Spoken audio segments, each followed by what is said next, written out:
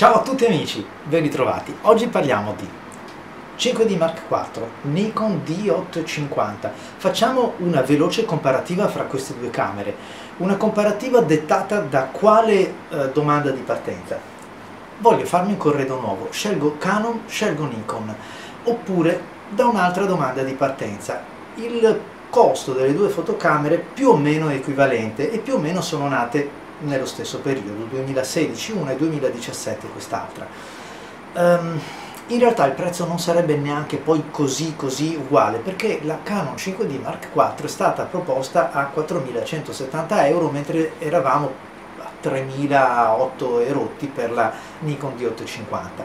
Ma comunque tra uno sconto e una promozione facciamo finta che, dato che è uscita un pochettino prima, i prezzi siano livellati.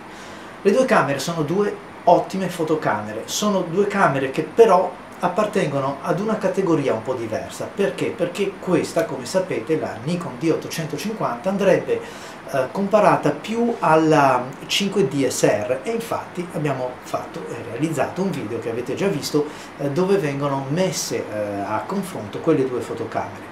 Ma muovendo dalla domanda di partenza invece guardo, queste sono le due macchine più recenti che ci sono sia per Canon in termini di tuttofare che per Nikon, sempre in termini di tuttofare. Quindi vediamo un po' le prestazioni.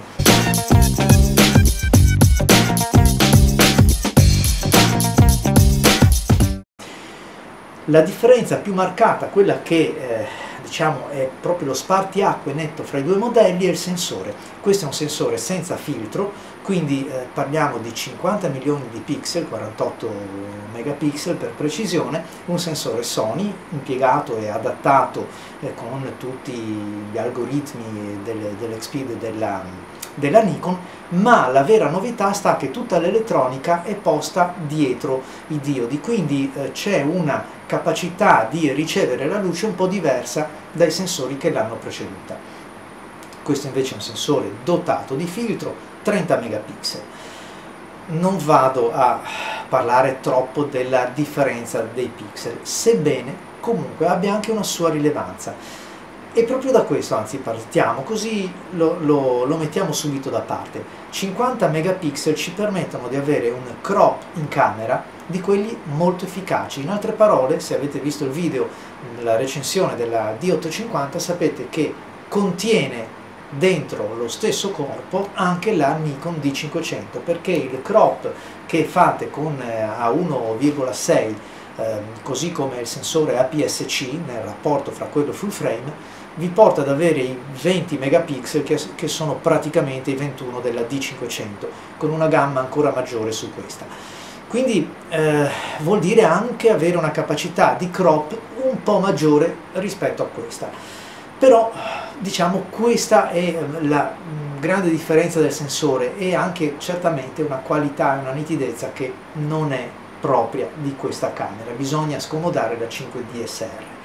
Fatta subito questa premessa, che è legata alle scelte, all'indirizzo specifico della camera, per il resto sono due fotocamere che offrono un touchscreen molto interessante, molto veloce, molto rapido, quindi dei comandi che sono senza dubbio molto pratici. Però a differenza della Canon, qui ho montato la Nikon in maniera trasversale su questa testa video, mi perdonerete, ma era l'unico modo di averla sul cavalletto per girarla, tanto è vero che mi sono impicciato. La Nikon, a differenza della Canon, però offre il display tiltabile, basculabile.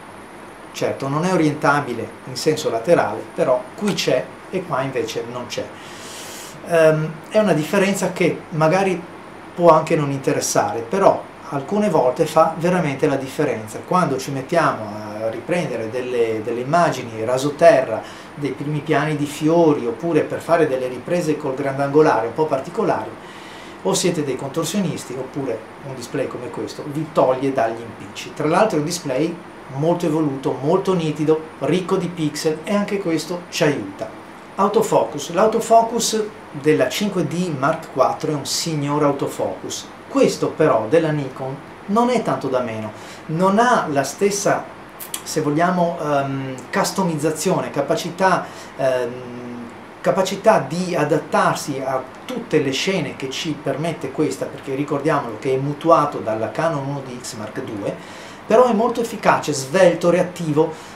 La fotocamera è una bella fotocamera, pesa un pochettino di più, la batteria ha un'autonomia abbastanza simile, però tornando al sistema dell'autofocus e alla raffica, se questa permette una customizzazione migliore, qui c'è senza dubbio una reattività ed una precisione dell'autofocus che compensa tutto quanto. A volte, nonostante l'ottimo autofocus, può capitare di perdere qualche scatto. Questa secondo me ha invece una reattività e un aggancio, magari in termini percentuali aggancia 9 volte su 10, ma quando aggancia con precisione. Qui anche con ottiche molto performanti, forse proprio perché l'autofocus è così preciso, c'è la tendenza ad andare a bersaglio, perdere un attimo e riagganciarlo.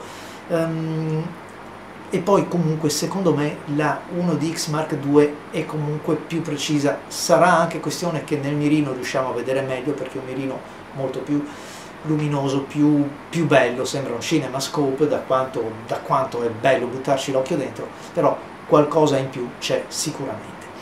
La raffica è praticamente identica, sono 7 fotogrammi al secondo, questa crea un pochettino più di RAW, questa invece ha JPEG illimitato, quindi siamo lì, effettivamente se la battono alla pari.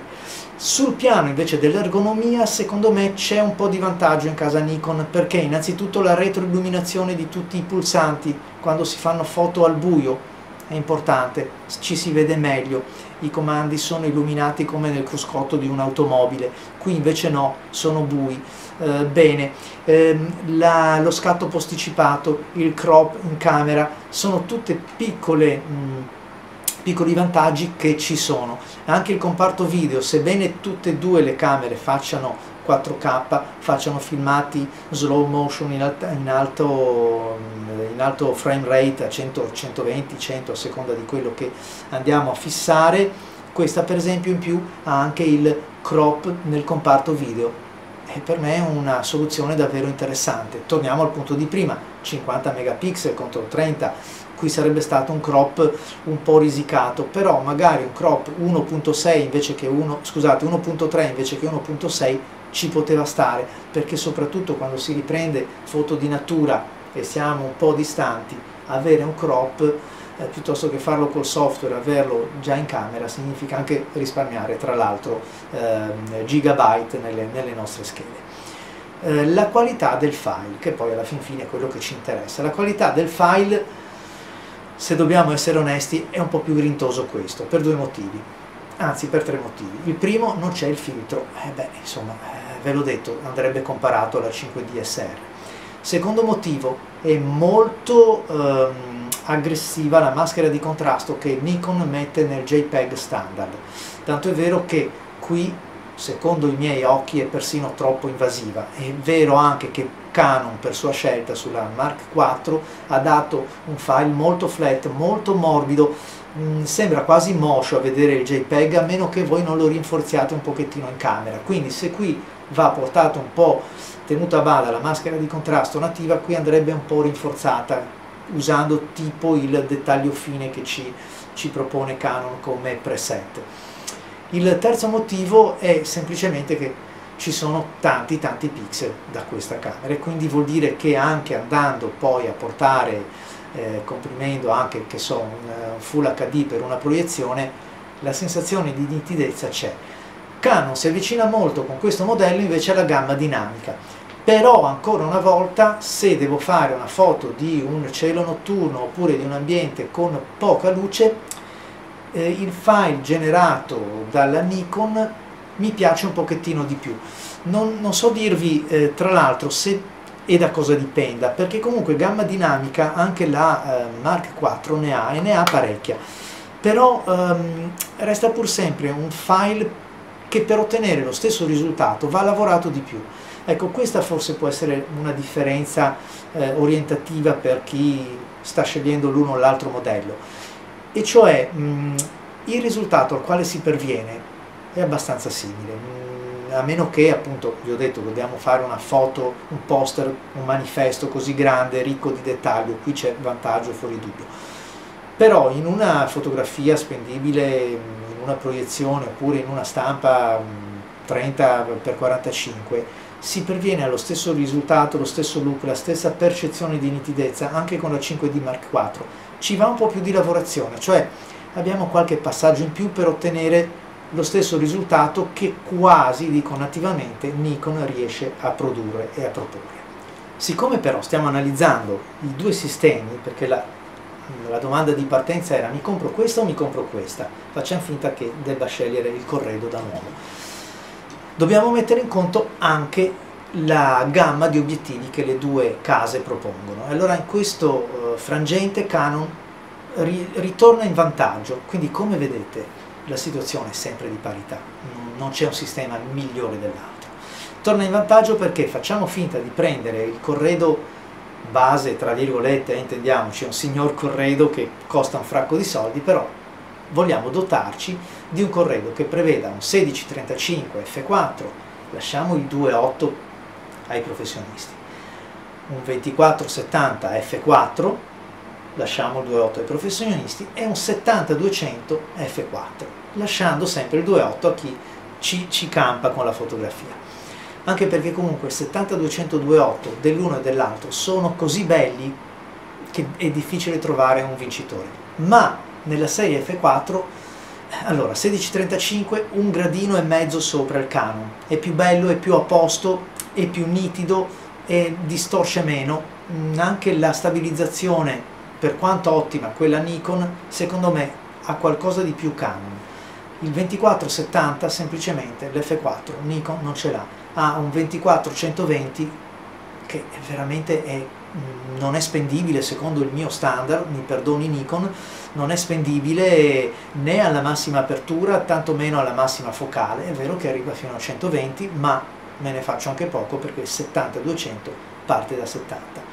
70-200 f4, devo dire che la situazione è di pareggio, perché tanto è bello quello Nikon, ma tanto è bello quanto è bellissimo quello Canon. Sto parlando della seconda versione dell'IS2, stabilizzatori che fanno 4-5 stop incredibilmente li fanno, non sono sulla carta, sono reali. Se non sono 5, non sono 4, sono 3, vuol dire tantissimo. Un rapporto di riproduzione per entrambi molto vantaggioso, una nitidezza che forse i nostri occhi non vedono nemmeno nella realtà e questi riescono a riportare sul sensore. E allora, come possiamo concludere? Mi compro questa, mi compro quell'altra? La domanda è veramente, la risposta è difficile. La risposta è difficile perché è vero che questa è una camera un po' più completa, dotata di soluzioni un po' più moderne. Un anno di progettazione vuol dire tanto nel campo dell'elettronica. Qui questa fotocamera completa, bella, tutto fare, è stata penalizzata fin dal suo esordio da un prezzo un po' troppo elevato che Canon ha voluto dare al prodotto, forse per farci capire che è un buon prodotto e quindi valeva tutti i soldi che Canon richiedeva. Alla fin fine non si può valutare una camera senza gli obiettivi, e quando cominciamo a mettere il parco ottiche di nuovo la bilancia torna in sostanziale pareggio. E come vi dicevo, non è che la camera meno performante crei delle foto meno belle, assolutamente no. Forse ci andrà un pochettino più di tempo nella post-produzione, ma nel 90% dei casi le foto sono belle con entrambi. L'importante è imparare a conoscere gli strumenti con i quali lavoriamo. E a voi tutti grazie e l'appuntamento al prossimo video di PhotoArt. Ciao!